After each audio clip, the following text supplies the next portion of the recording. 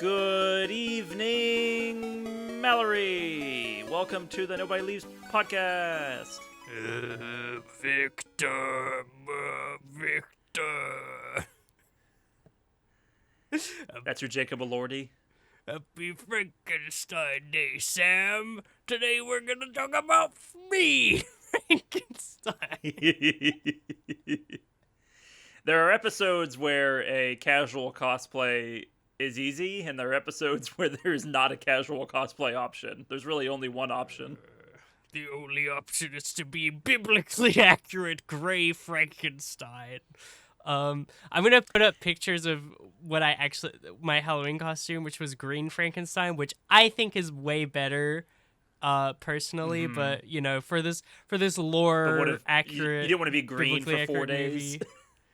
Yeah, I was like, let's go gray for this episode of the podcast where we talk about Guillermo del Toro's cool emo boy, sexy Frankenstein. Yeah. We're talking about Frankenstein 2025. And Mallory, I think to best approach this story, this classic tale, we have to do it in its natural language. Right? I think that's the only appropriate way to cover such a grandiose topic. So I'll start and you just pick up where I leave off. Anyway, Victor. Elizabeth! Victor! Victor. Dude, it's really... Victor. And, you know, here's the thing. Victor. If you're watching this at home, just try saying Victor. And it will feel so good. What is a more freeing thing to say than just Victor? It feels nice, you know. It's a release. When I wake up in the morning, just scream Victor. Scared my cat, scared my roommate. Just starting the day off right, you know, on the right side of the bed. I feel like the characters in this movie would have had a better time if they just got their 8 hours, you know. That's true. And weren't just so decrepit and this wretched little worm. Wretched is a good word to describe these characters, Sam. Wretched. I think that Frankenstein was a really good movie overall. I thought it was weird and strange, and I would never have watched it or expected it to be made. But when I was watching it, there were parts where it was funny. There were parts where it was very heartfelt. There were parts where it was silly. The use of color I enjoyed. It was interesting. I was very trepidatious because there was a lot of gray, especially in the early scenes, and the ice miners trying to get the move the boat or whatever. It's stay on the ice. I was like, this is boring. I got really triggered because there's I think a 2010s movie genre of everything's gray and we're always in the Arctic or the desert and it's war or just a bunch of men going through the hardest shit ever. Yeah, it's everything is that. And there was the famous thing of all movies are grayscale or sepia now basically. But I thought this movie, the color when they brought it in, it was nice, and they were very restrained and deliberate with it in a way, and I was that's nice, and that's the kind of things when I'm watching the movie is good. Emo Boy Frankenstein, I expected to dislike him when I saw kind of the initial image. I was why is he giving us blue steel? What's kind of going on here? Why is this Euphoria actor dropping panties as Victor Frankenstein or as Frankenstein's monster? Why is Frankenstein's monster about to have his own headcanon Ask blog on Tumblr? But when I watched it, and you watch him go from bald, scared child shuddering at the thought of fire or whatever, and then when he's finally going through his arc and having a real family and this blind old man, and then he grows out his hair. You're oh yeah, I love emo Frankenstein. This is awesome. I love emo Frankenstein. I'll have another. I don't know. I thought this was a cool movie, and I liked it. But unlike you, I have not ever read the book Frankenstein. So I'm very curious because I know there's been a lot of chitter chatter and discourse about like what is lore accurate and what is the real Frankenstein and all this kind of stuff. And also, if you're in the comments and you're like, actually, it's Frankenstein's monster, uh, you're in trouble because I will bring down The creature. I will bring down the vengeance of 1,000 waves. What is the Golden God quote? I've already made the mistake like many times. I couldn't tell you. Um, I'm gonna be mad. the rage of Basically. 1,000 suns that you're going for. Yeah, I will come crashing down with the vengeance of 1,000 suns. Be gone with you, foul beast. That is what I will say to you. If The cool like CGI angel of death is gonna come to you with the red mask and like be creepy and scary and say, "Don't be a pedantic asshole," you know. I'm gonna appear to you in your dream and take off my face, and there's gonna be a skull behind it. The most horrifying thing of all. So that's my review of Frankenstein. Sam, what do you think of this flick that we watched by Guillermo del Toro?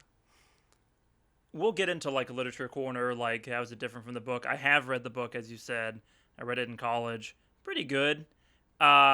It's got a cool history to it, being both like a famous book written by a woman in the 18th century, 1800s, 17th century, I guess, or would that be 17th century? 17th Math is century, hard. annoyingly. That's another thing. It should Yes. just be the fucking 18th century, dude. Like, why do we make it that? Stupid. Stupid. It's like considered to be like the first or one of the first like science fiction novels. I read it for a science fiction class, which has weirdly come up before in this podcast. It is a good book. It's a really cool, interesting book. But here's my complaint, and here's my secret complaint about Guillermo del Toro, who, as a person, love him. Big teddy bear of a man, has great speeches. Animation is cinema, made Pinocchio, had a great like Oscar speech about how animation should be appreciated as an art form and a medium and not just like for kids or whatever. There's an amazing photo of him cradling 2 Madoka Blu-rays, which is relevant to this podcast now because Madoka is part of the Nobody Leaves canon. Lovely guy. I've only seen his like okay movies. Like I've seen Hellboy and I've seen Pacific Rim, but I haven't seen Pan's Labyrinth, and I've only seen like half A Shape of Water. I hate the look of this movie. I think it looks like a Unreal Engine 3 cutscene. Like the unreality of it, even when what he puts effort into, like sets and costumes and like the Victorian era like costume drama stuff, doesn't really do anything for me. And then I'm more looking at the like weird sepia-tone CGI sky and lighting and being like, oh, these people are walking through a green screen right now. That's cool. And like this weird gothic tower that couldn't exist in real life. The version of this that I do like is more of like a Robert Eggers movie, who made like The Lighthouse and Nosferatu a couple of years ago, which I think is a good comparison point. Where that went for like ultra, even though they're both portraying something that's like fantastical, they went for like ultra realistic looking like special effects and costumes and people, and like it's more on the gross factor and less on the like CGI wolf battle royale factor, and I just like that more. I think both movies are kind of dull because it's like, let me throw this at you. It's a double-edged sword, right? Because you can either adapt the book as faithfully as possible, and it's like, well, this isn't telling me anything new, or you can like make some changes, and that makes people mad, and sometimes that can be a cool idea, and sometimes it can not really work. And then, for me, this movie only kind of works. I mean, I think broadly, like on the changes, it's like there's an extent to which like you have to make interpretive changes whenever you're making any kind of adaptation. There's an extent to which you can make changes, and no matter what changes you make, people will complain about them. To me, I think as long as there's intentionality and understanding with the changes, I tend to be pro them and get kind of more annoyed at people who are like, but this isn't exactly the way that, you know what I mean? It's like, Right. like the people getting mad at the Percy Jackson movie because like Annabeth has brown hair instead of blonde hair. It's like, it's fucking matter. No, Like, that stuff, who gives a shit? Like, that's really right, boring but and then lame, and it's like, oh, but yeah. yeah.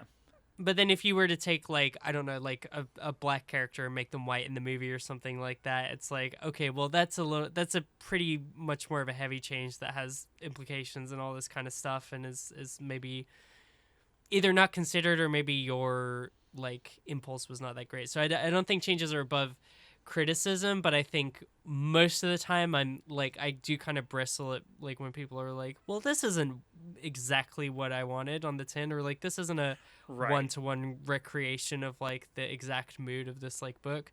But I can't, I mean, again, like you know, this is not, I've never read it, it's not a Books precious aren't book to movies, me. right? Yeah. You gotta like spice things up a little bit here and there. I understand the impulse to be like, well, let's have an action scene to start this movie. Like, let's have the creature's appearance be like from the perspective of the fishermen. No, they're not fishermen. The explorers, the sailors. And let's have it be like an action sequence and like kind of like zhuzh it up.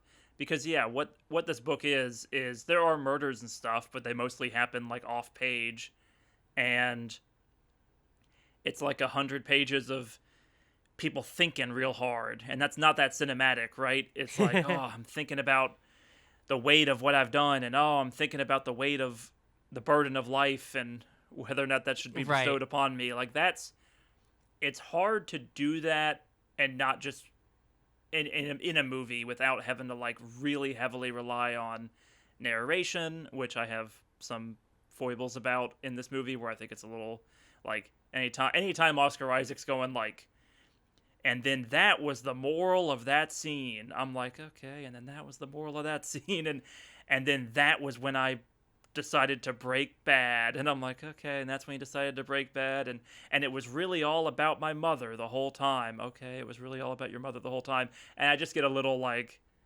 it like becomes too literal, and that works for a Mm. book, but for a movie it doesn't really work. uh I don't want to be too negative, because I think it's a good enough adaptation. It captures my favorite part of the book really well, which is the creature and the old man. Mm. I like it. Sam, let's have a segment, cry about it. When the old man says Okay. to the creature, whatever, and he's like, good boy, or whatever, and he pats him on the head. You are Just, my friend. yeah, you are my friend. You are my friend. And he pats him on the head. Just, I mean, like, there are so many scenes in this movie where I was just completely taken aback, like, oh, like, I was just literally, like, shocked by, like, how cute it was at so many parts. Mm-hmm. Like, so similarly, like this definitely didn't make me cry, but like a similar emotion I feel like felt in the, like, you know, initial Victor and Frankenstein, like, monkey see monkey do, kind of like teaching him about the beauty of the world as he's That the like, movie comes to life literally in that moment, where it's like, yeah, oh, chaining him in the now basement. Oscar Isaac's like moody weird emo has someone to play off of, and like that's it. It's fun for a second. Yeah, no, it's really really good. Sam, I'm gonna have to push it back. I wanted to push back on the visuals, but we can maybe talk about that later. But No, in let's do it. terms Let's of talk about the the, visuals. well, no, because we gotta keep, let's keep in the focus, because the other thing you brought up is the, like, narrations and stuff. I like. I think this is like a consistent, like, You fault and I line of this disagree point. podcast. Yeah, where like Uh-huh. I'm a lot more comfortable with people like coming, hey, this is, hey guys, this is the director here. Here's what I was kind of going for in this scene. I I hate it. I hate it so much. I know. It it drives me nuts, because it feels like I can never get out of my head this is like my Uh-huh. Netflix bias coming back. This is the Yeah. greatest hits of the last 10 episodes. I Yeah. I hate the feeling of being like, hey Guillermo, like most people are gonna be watching this on their like while they're on their phone on their couch at home on Netflix. Can you like restate the morals a couple of times for like the people in the back row who aren't really paying attention, and like the people who are like kind of making spaghetti while the movie's on in the background. No, it's a movie. Like how it just feels like a dumbing down unnecessarily. Now, granted, the book is like that too. The book is like, I'm the creature and this is how I feel. I'm Frankenstein and this is how I feel. Yeah, like the book does that too, but something about it being a book like that feels more acceptable. Right. I can see where your grudge and bones to pick is with it, and like I agree to an extent. It would be nice if we could like, you know, because there's parts like I'll like, speaking of like watching on your phone and doing other stuff, like I'm sponging, you know, white paint onto my face as I'm watching this movie, right? And I'm mostly doing a good job of keeping my eye on the ball. I'm pretty like focused and like hooked in, but I did have a feeling like when I was doing that of like, oh, I can kind of take my eyes off the screen and like get it a little bit, but not fully. I think hiss. You do boo hiss boo miss stuff. No, like I'm saying to your point that it's bad. Sorry, I don't know if I explained myself correctly. No, like, I understand what you're saying. Yeah. You're saying it. You're agreeing with me in the sense that like it kind of is like that, but maybe not quite. Yeah, but not for, like I found saying myself. that makes me mad. Yeah, well, I understand that makes you mad. Go, no. I'm saying it's maybe not that bad, because there was an extent to where I was like, oh, I kind of don't need to watch it that much, but then there was an extent to where I was like, oh no, I'm missing stuff. I'm rewinding. That happened. So to me, I think that like there's something still to the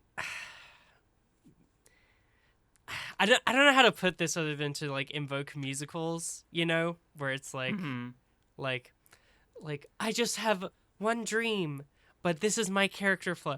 There's something to heightened emotion, melodrama, like you know, melodrama is a perfect word for it, right? Yeah. I have an allergy to melodrama unless it's animated. Like for whatever reason, that's my like that's the shield from which I can get away with it for some reason, where I enjoy a good this is how I feel kind of story if it's got pretty colors and animation, like fluid animation. I'm like, oh yeah, Mabra Hosoda script, yeah.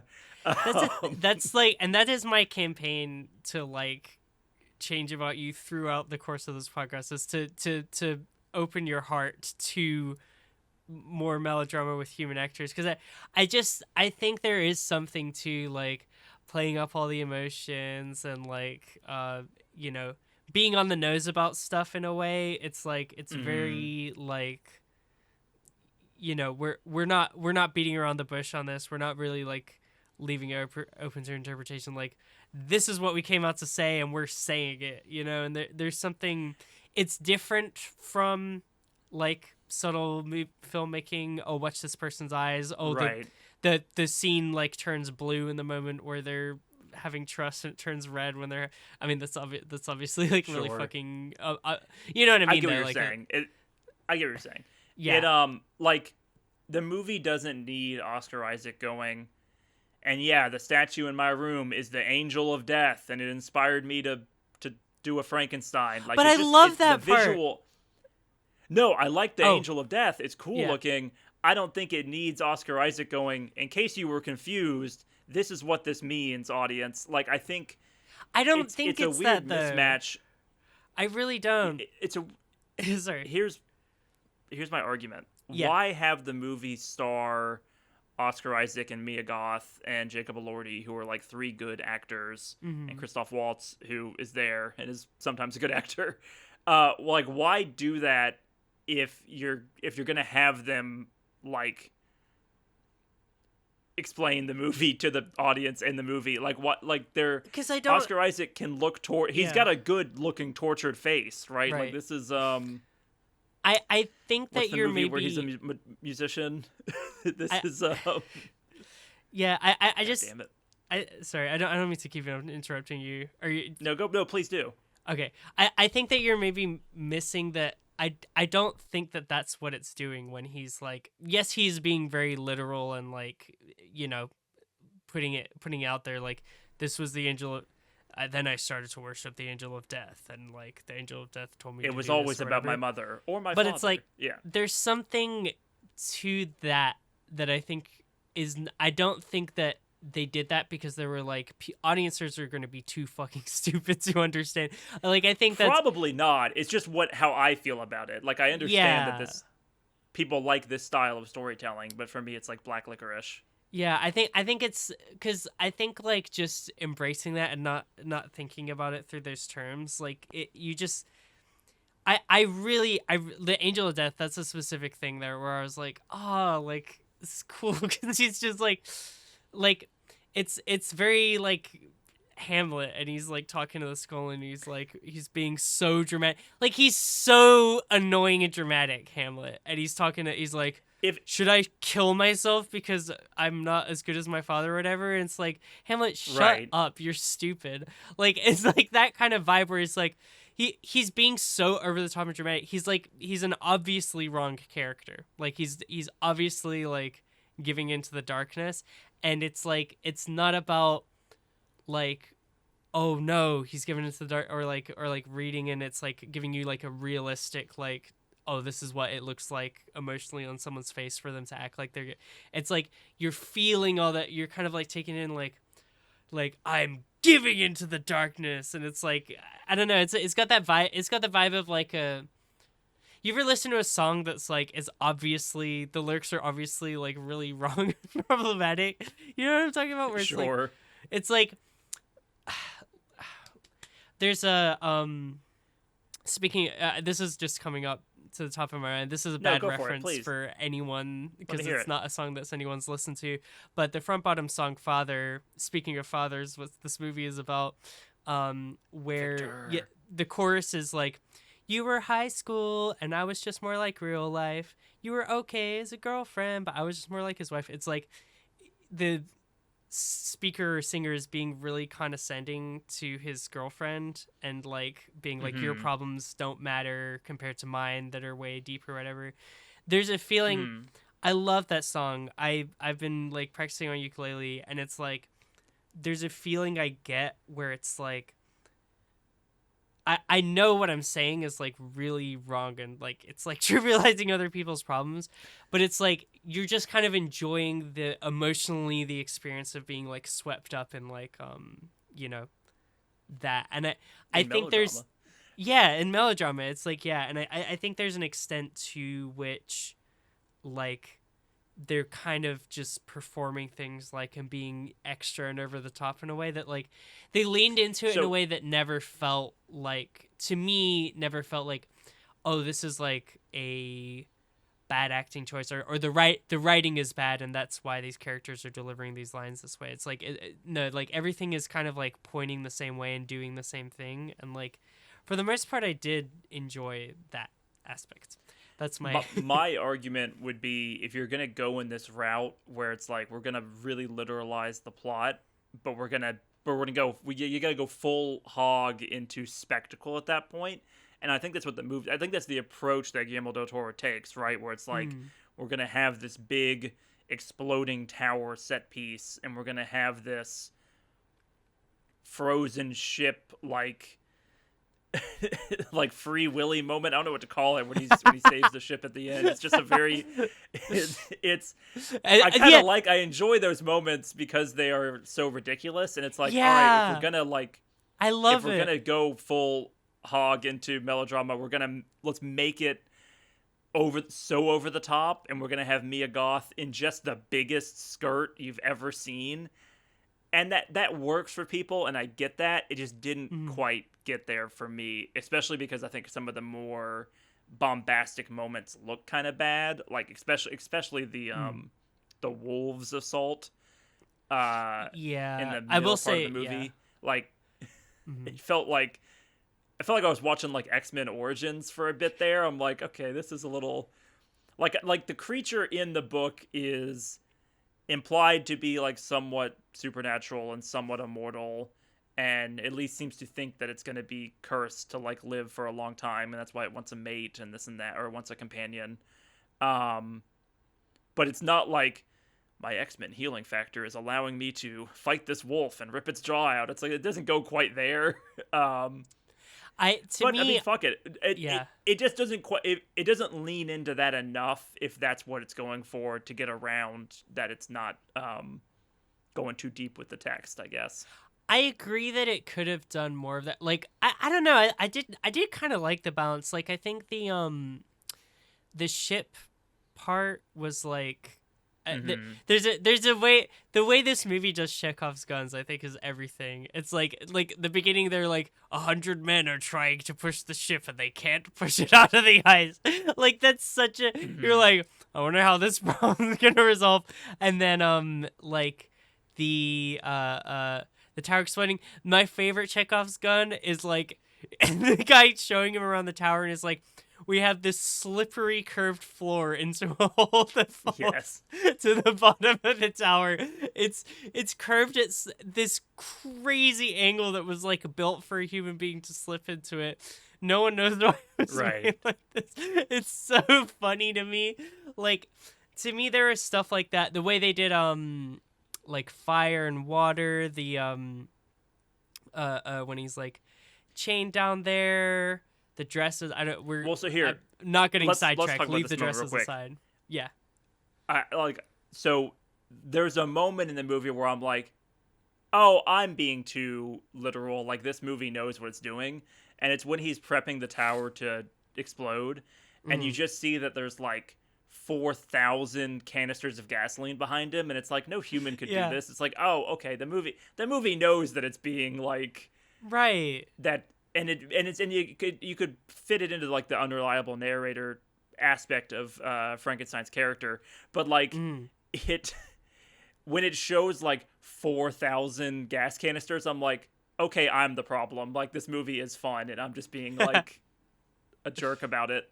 I saw a really funny tweet about this movie that was like, there's a tower on a cliffside in the middle of an open field, yet the tower is full of like leaves. It's like just a funny like detail. But they walk in. It was really funny. Like when he's like, this is the place, and he like walks over to the like the window that has like the like crosses across it. The glass is like perfectly broken in a position for him to like lean out and look fucking like menacingly over the countryside. Victor, why do you have like a screaming like statue behind you? This seems the huge sinister. Face. Like if I'm William, I'm like, am I working for like a good person here? Like this, my brother seems a little creepy. Yeah, and then like the like Frankenstein monster like looks at the like scary face and is like, oh god. Like it's like, wait, are we the baddies? Is my daddy not very nice? It's like really when the movie's following Victor, or not Victor, when the movie's following the creature, I'm way more with it because it can't talk for so long, so it has to like let the actor act a bit. And like seeing him play with a puddle and play with a leaf and look at the statue and mimic it, like it's a little silly, it's a little like puppy dog, but I think it's where the movie's more interesting to me, and it's more it's more fun in the way I want it to be. I'm very much in this episode being like, have fun, but not how I don't like it. And that's it's personal taste. Yeah, no, definitely.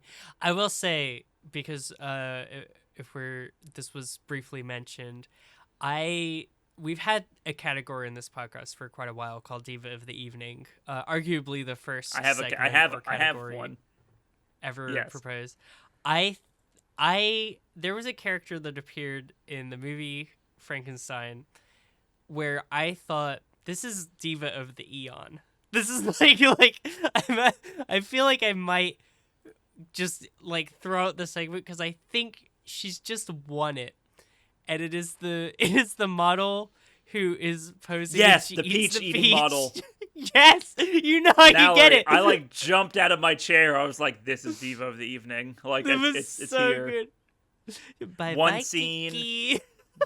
memorable, iconic, completely. And anachronistic, like doesn't belong in this time period at all. Like such a naked, like just Yeah. so weird. Full ass on display. Just the like eating the is like I was hungry. It's like I'm like yes. I needed more quirky asides like this if we're gonna be like so live in such an unreality, basically. Yeah, that's the thing. I would have welcomed more silly stuff. I Yeah, think give more Christoph Waltz like talking about the sound of pee on a porcelain urinal. Like, all right, sure, that was great. it's I love memorable. that. And he's like, "Could you flush that for me, bitch boy?" That was really good.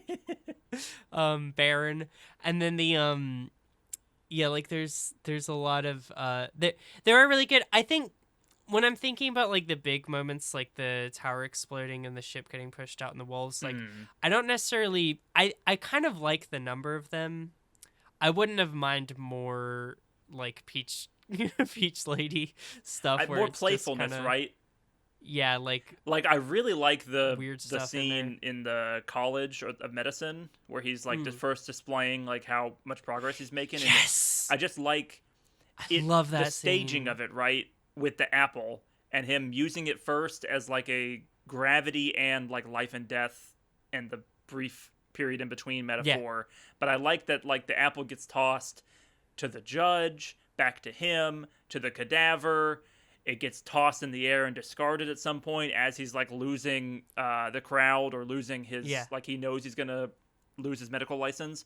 But then it rolls down the stairs to Christoph Waltz. Like all that, that's fun. Like do fun stuff with this if you're going to be silly. Don't have Mia Goth like having this really weird wooden performance. Mia Goth, really good actress. I've seen this person do some really crazy stuff. She's in a bunch of movies I know Mallory has not seen, like Pearl or Maxine, or the big one for me is Infinity Pool, which is a really creepy movie by David Cronenberg's son.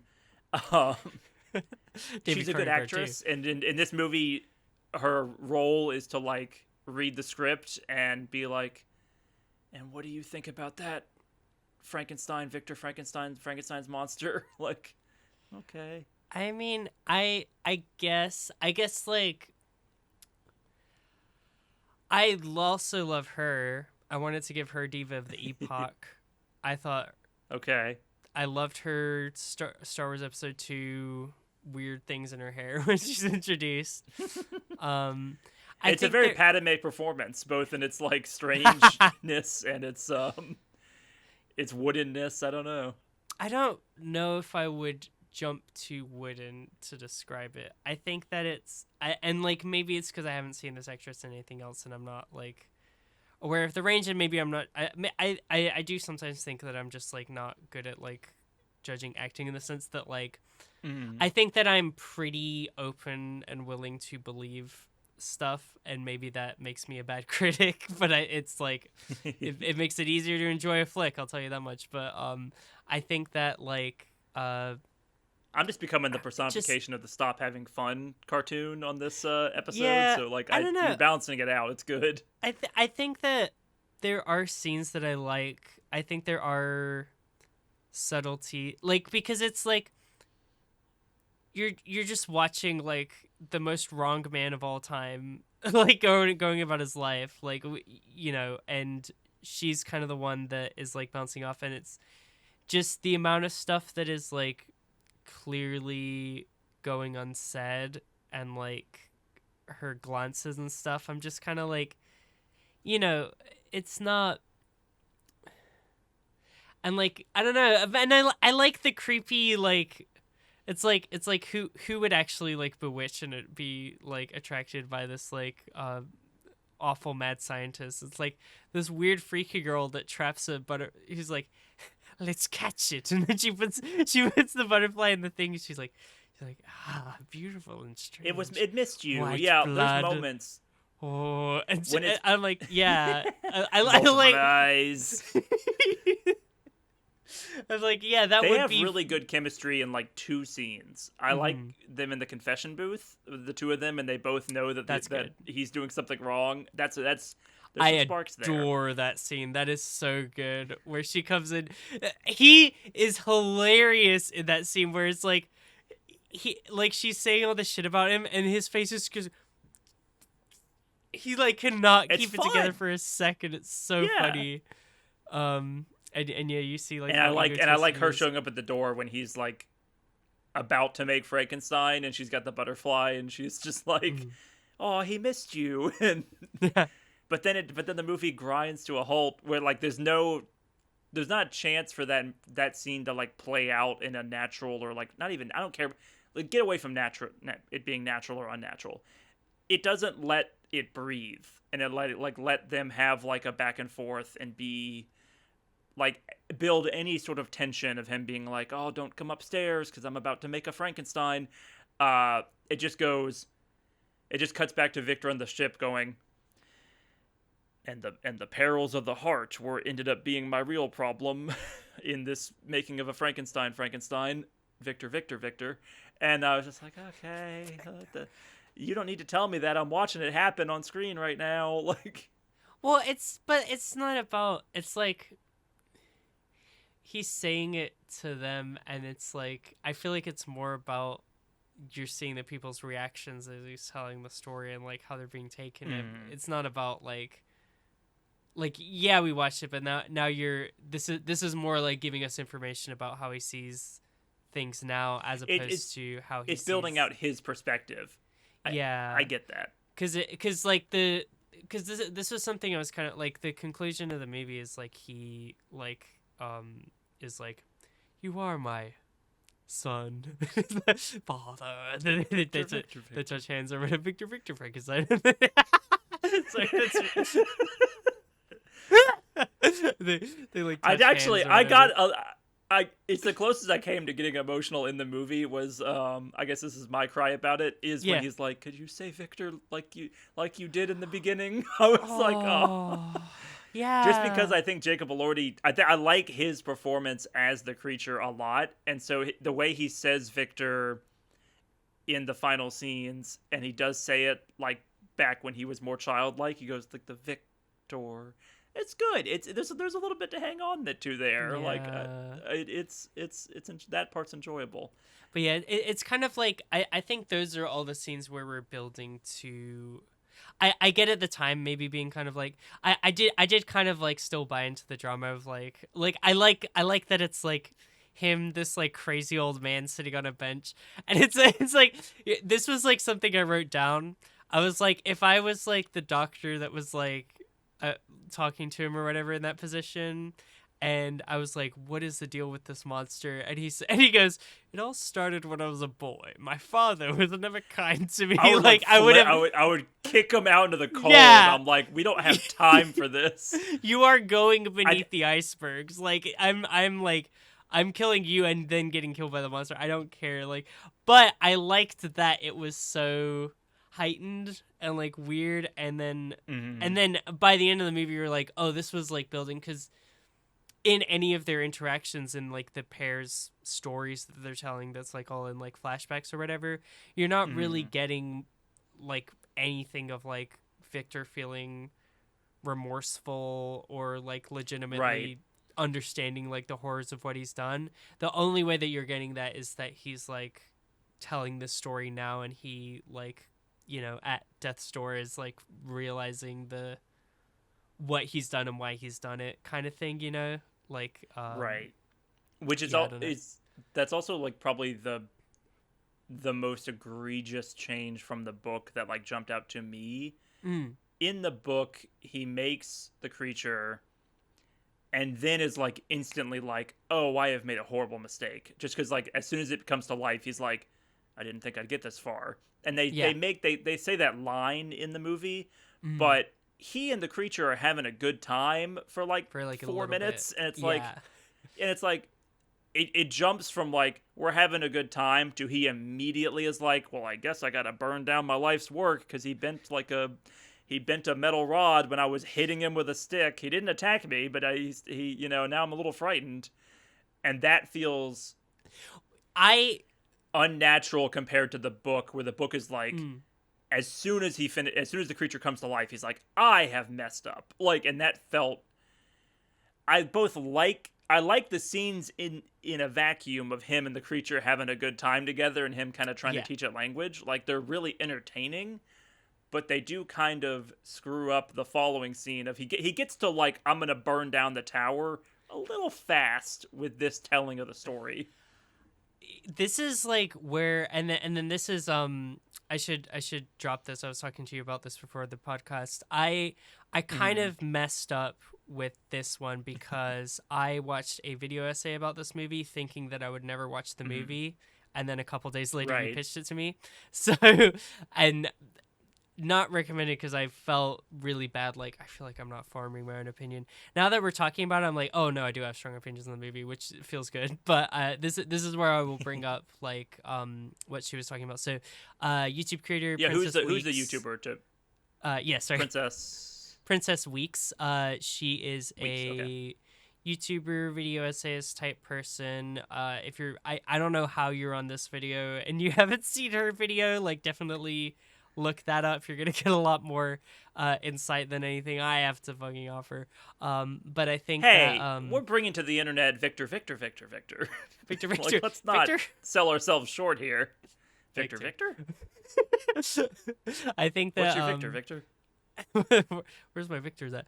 I think that yeah, the thing that she was talking about a lot that I think really like primed me going into this movie was like her video was addressing like the criticism of the movie and a specific criticism about its like faithfulness to the source material and its decision to focus on like the kind of like Mm-hmm. father son dynamic and not do what like I think a lot of adaptations and maybe the original I can't speak to how much the original source material was, but of like is like the monster is the creature a monster type of thing, is it inherently good, inherently bad, Right. all that kind of stuff. um and I think it was she was talking more about like the Mary Shelley and like her life and that kind of thing and her relationship with her father, which was one of like he wasn't there for her. He was kind of like absent basically, and as a young child she kind of like saw herself in him, saw herself as like being scientifically minded like he was and smart, or maybe literature, I don't really know, but like I'm a genius just like my I father, believe admiring he was him. like a Yeah. yeah. Her father was like a famous political philosopher, I believe. Like, Okay. Yeah. among other things, like he was kind of like an aristocrat, but also had radical ideas for the time, and Mm-hmm. including giving his daughter an education, which was unusual at the time. Right. And her mother was like I think she was like a suffragette, however you say that word. Like, I think she was like a Suffragist. women's Yeah, yeah, yeah. rights a suffragist but she died like a week after giving birth to her. So there's some Right. weirdness there. Yeah, I but it's like yeah. Sorry to. Oh no, keep going. Go ahead. You continue. Please Uh, continue. yeah. The point basically being about like Mary Shelley's perception of her father like being one of like admiration, looking up to him, idolizing him, kind of, and then growing older and like kind of it sinking in. I think maybe there is a thing of like her also kind of like having a husband or baby daddy that like left her behind type of thing where it was like she started to be more view that in a more realistic light, like resent kind of the like being the absentee father, the abandoning father, and Mm-hmm. like that kind of thing, because that was like something she had personal experience basically with. I'm misquoting all of this history. If you want to know what actually happened, watch this video. But to say that, I think she made a good case in that video of like what for like the story being not one of like is man inherently good or evil or who's really the monster, and Right. more about this is a story about like you know fathers and sons and creating life and not taking responsibility for it, and like the like Yes. that kind of thing. So viewing it with that lens, I love that section of the movie a lot. I think that the like the the way that the reasons that he starts to hate his creation are Mm-hmm. nothing to do the creation is innocent baby neurodivergent, Right. beautiful Precious baby emo, creature. Yeah. literally neurodivergent and a minor precious creature, right? It's literally just like repeating Victor over and over again, and his hatred starts to like take form when it's like it becomes It's when it clear becomes a that reflection of him, right? And yeah, it becomes like a shame thing. Like yeah, as and soon it as mhm. William and Elizabeth are introduced to the fold, it this is when the movie is like the most subtle, and I enjoy it. Where his turn against the creature. Even though I just said that, I thought that he gets to burning down the mansion a little bit too quickly. It Yeah, is like it's some of the best acting in the movie, where Oscar Isaac is like, oh, pain is proof that you're intelligent, right? So like let me like start hitting you with, let's test that theory, and he starts uh beating him up, and it's sad, and you also can feel complexity in Victor's decisions in that moment, and that there's some meat on the bone there for interpretation of like, why does the creature make him so upset. And some of it's like there's like a weird like psychosexual thing there with him and Elizabeth, and they're like an interesting love triangle for a minute. um but it's also like it's such a it it's like you have the initial thing of like the setup of like this is what my father was like, this is what my mother was like, this is how things went, mhm. and there's already kind of this like I don't know Freudian thing where he is like she was all mine until he came type of shit like he says Right. that, and then he's possessive of her and like he wants to prevent death, and it's like why was his dad such a dick and an asshole, and why was he like that, and why was he like why did he have this son and was so mean to him, and then the Frankenstein movie makes you feel like a abusive father because it's like here's now you're following this guy and like how he refuses to look at himself in the mirror because that would get in the way of like achievement, and what he wants to do is achieve and like beat his father, like that hatred and resentment, everything is Mhm. just having him surge forward into this situation to where he's just absolutely fully repeating everything in like really obvious ways, um but Well, it's like and the like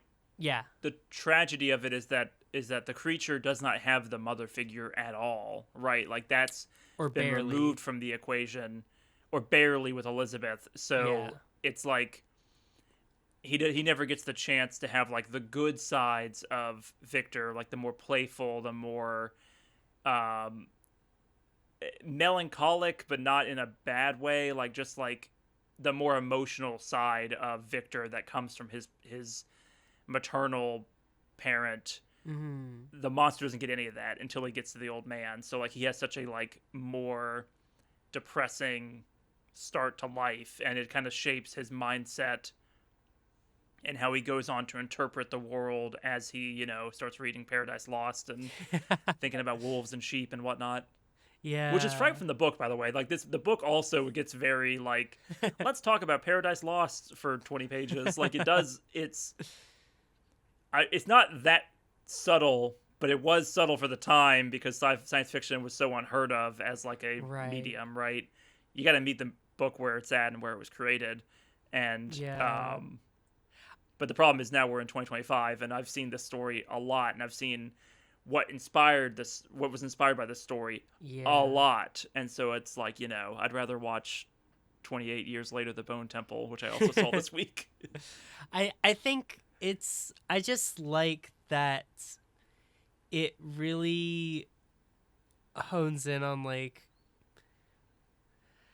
I don't know. I just feel it. I feel like I gained some understanding in a way of that type of father and like what it like the what why you hate reflection and like the most classic thing of all time that we've all experienced, which is parent gets mad at you, you cry, parent gets more mad at you because be, Right, because they're seeing the consequences of their actions and don't want to be like, right. oh, I did that, like they don't want to face it.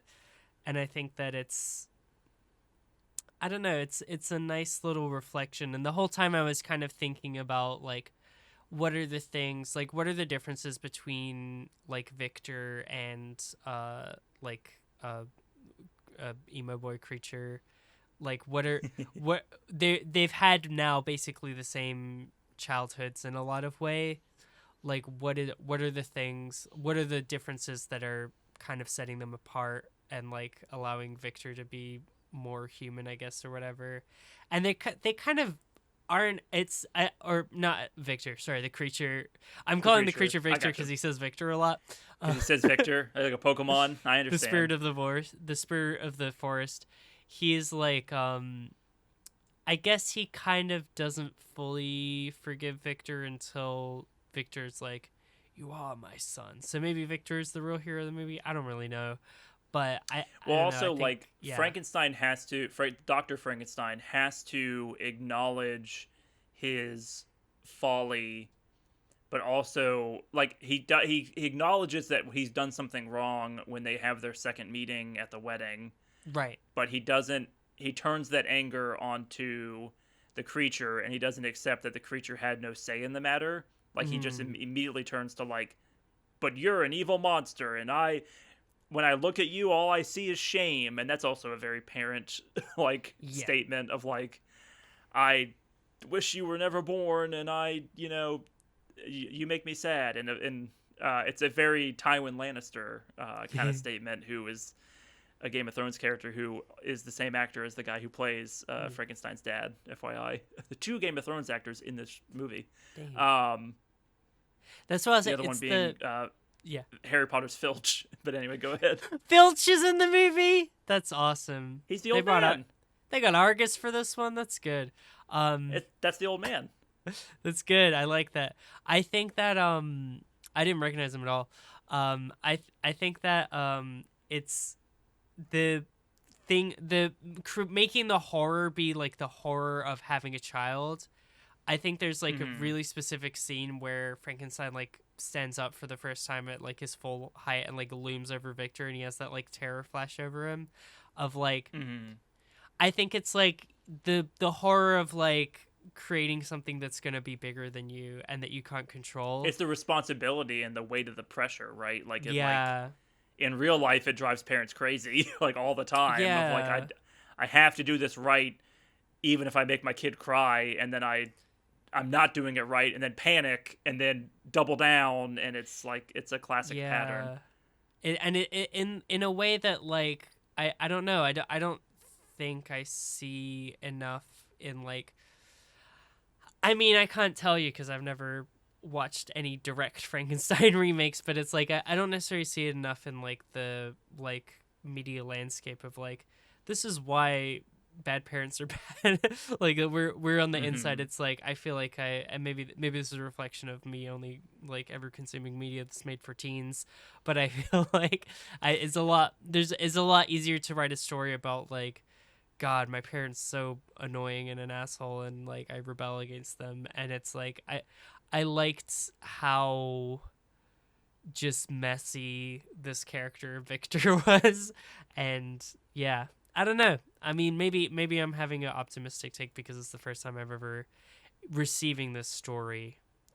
This story's rules, right? Like, yeah, all the narrative beats of like the creature with Victor and then experiencing life on his own, like the hiding in the rafters of the house and like learning humanity through an old blind man and a child, like all that is just like narratively weighty and cool and interesting, and from a plot by plot point is like makes sense and is fun, and it Frankenstein, good book. Frankenstein the movie, pretty good. You're winning me over a little bit here.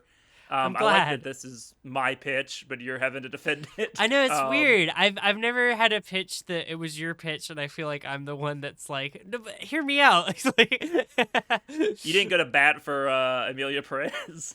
That's fair.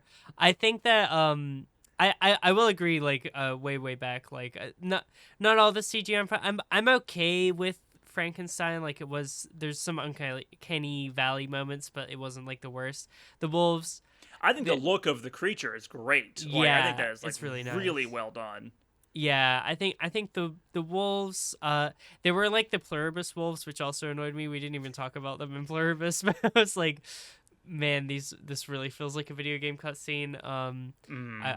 I will side with you there. But I don't know. Overall, like visually, I liked it. Gush Zone is when they, sponsored by Gushers and Least the Unstoppable Flavor Inside, is when the thing that I want to gush about is when he's like talking about the apple scene, and then he's like, they're being like, "This is all bullshit. You're stupid," and he's like, "Well, it's time to demonstrate." And every single person stands up, and then the one guy, The the fun police is like, "Sit down, stop it." It's really the good. moment where he throws the apple to the cadaver and the cadaver catches it is like a pretty incredible like whoa moment. Like the Yeah. visual, because it's a CGI cadaver thing, right? Right. But it has the feeling of like a puppet, and it has you can kind of feel the animation rig like on top of it. You can't see it obviously, but you kind of feel it. But it Yeah. works for that object because I don't know why we keep talking about CGI in movies lately, but it it works because it looks unnatural and it's supposed to look unnatural. Like it's a really good use of special effects to have the Hmm. cadaver move like a puppet in like a freaky, uncanny valley kind of way.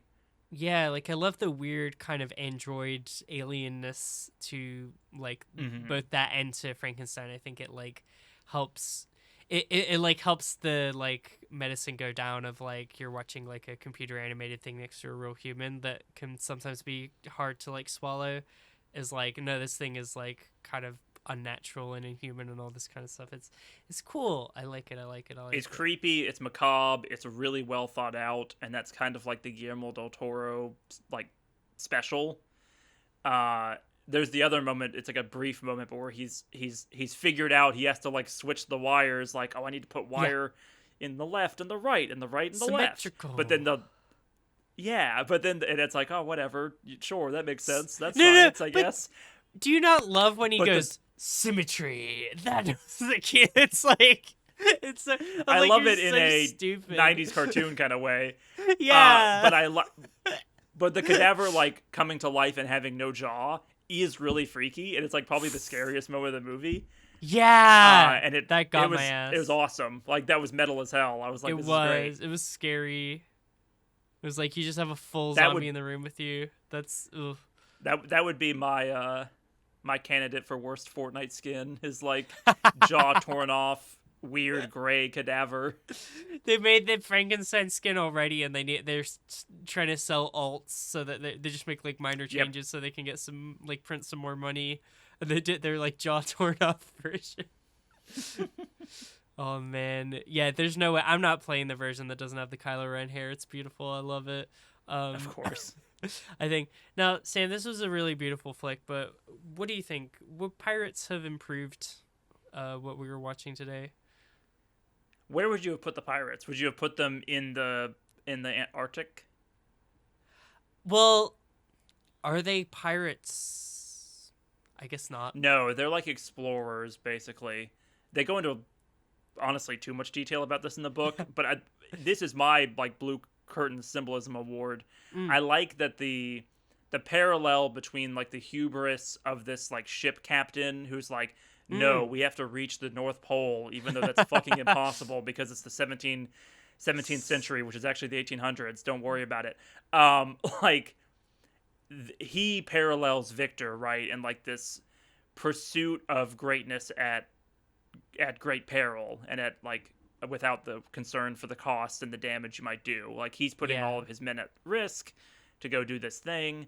I don't remember if it's in the movie or not, but in the book, Victor definitely says something along the lines of like, "Oh, you have the same disease as I have, therefore you'll be a good person to tell my story to." Mm. Um,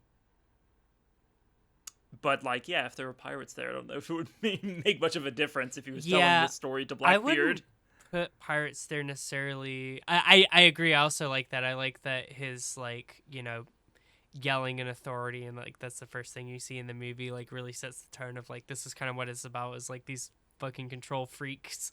There's a lot of toxic masculinity in this Frankenstein story. Yeah. In a way that I love, because it's like a real exploration of it and like, you know, where it comes from, why it's bad, all of it, you know. I wouldn't have put pirates there. My thought of like where I would kind of like sprinkle some pirates in is like, you know, if the hunters that were like the, I guess, children of the blind old Filch, were like some pirates that, like, you know, first of all, they would have gotten to him earlier before he even reached land. Like, you know, they would have found him in the sea. And then I think that they would, I could see them having a lot jollier of interactions. I think they would say like, "Oh, you're rough and tumble." But the thing, a hunter is so eager, shoots first, asks questions later, because a hunter is not strong I think the enough quote to is literally withstand like, the blows. "What is that? I don't know. Shoot it." And I was like, "Okay." You know, That's it's fair. meant to be silly, but it's so flat where it's like, I don't know, what is that thing that's wearing human clothes and is mostly shaped like a human but is just tall? Human. Better shoot it. Like, okay. I like. I agree that it's kind of flat in that moment. I do like when they go back to the house. They're like, "It weren't a beast nor a bear." I like when they're Weren't talking a about it human later. neither." Yeah, because it's the classic like men returning from like going hunting thing of like, and you wouldn't believe it, like this buck had like 18 points on it and it was incredible and we almost died and da-da-da. You know, it's like, it summoned you an puff orb. yourself up a little bit. It used flamethrower on It me. used chromatic orb at level 2 and yeah, you can never believe it. You know, I think that the pirates would have taken him in. They wouldn't have had to pretend to be the spirit of the forest for the whole time. They would have gotten on Jolly Pals, and he would have like had such a strong like base of community that he wouldn't have sought out his father to destroy him anymore. And it, you know, it would have just kind of like ended there, you know. And He would have been Victor taken in would by never like have gotten his roguish character. pirates who loved him for who he was. Yeah. But then they would have been killed by like the perils of war, and that's when he's like, humanity being life is suffering and humanity, and I'm the loneliest creature and I have Wolverine's X Factor healing. Like that's it, you know, I could see it.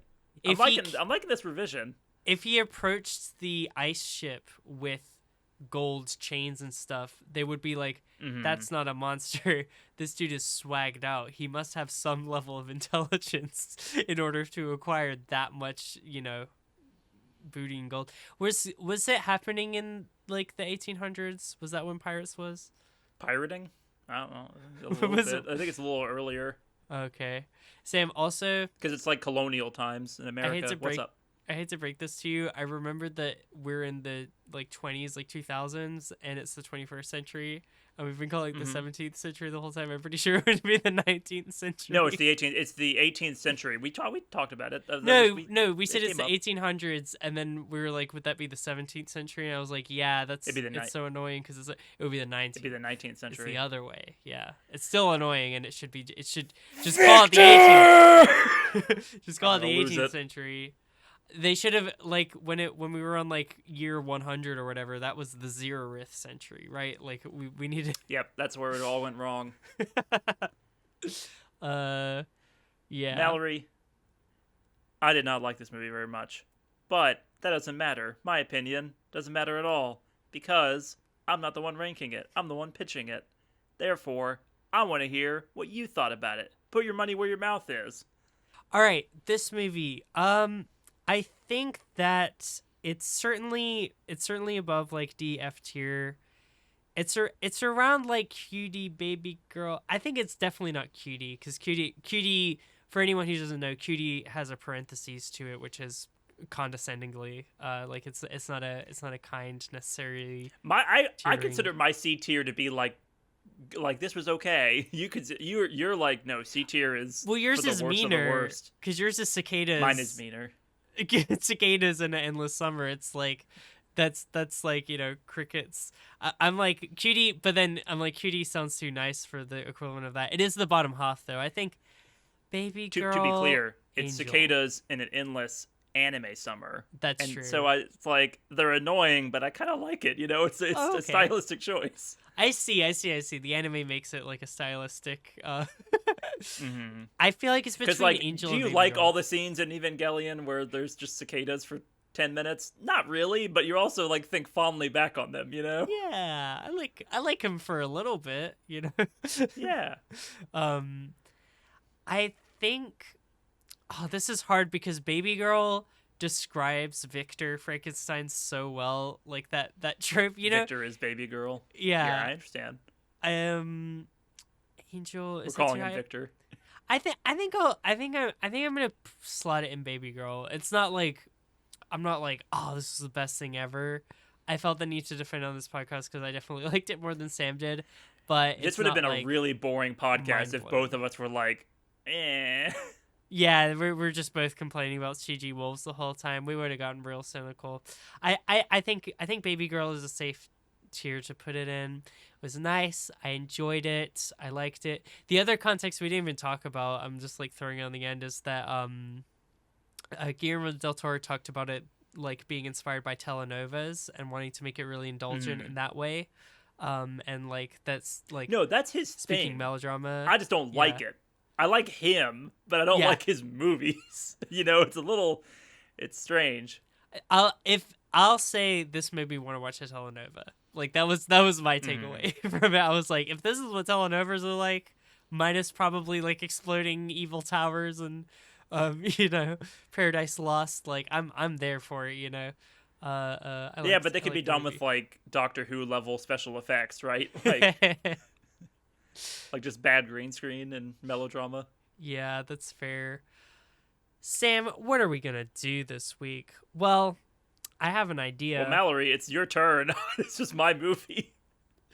I think that we gotta go. You mentioned before we started the podcast that we've done a lot of. You mentioned it last week as well that we've done a lot of anime this year, and that in part is We have. because normally you're kind of the anime huff, and I'm kind of like the here's a weird YouTube short or a pirate Netflix teen puzzle romance. or Yeah. Netflix teen Okay. romance. I'm normally, and I've been kind of on an anime bend, and I think that that's kind of like the balance has been completely off the scales. But I'm just gonna stay. I'm just gonna stay on the anime bend. That's where I'm at. That's where I'm This is giving great you because I'm real going to do me. anime next week. Hey, we're going back to our roots, okay? We are. Sam, I've been putting this off for a while. We watched season 1 of this last year. It's time to go back. It's time to check in with our boy Legoshi for season 2 Oh. of Beastars. We've been putting it off for a very long time. Beastars. Season 3 Furries. Season 3 part 2, aka season 4 or whatever, is gonna come out before we know it. It could be out right now. I don't even know. I didn't look it up. So we gotta get through the rest of this show before it does. And I've been thinking about it again. I really want to get back into it because season 2 probably it hits. I'm curious to see what you think. But yeah, we're Okay. staying melodramatic for sure. It's definitely staying melodramatic. But Yeah, maybe but Mallory, be more it's forgiving. 'Cause anime, so I don't mind.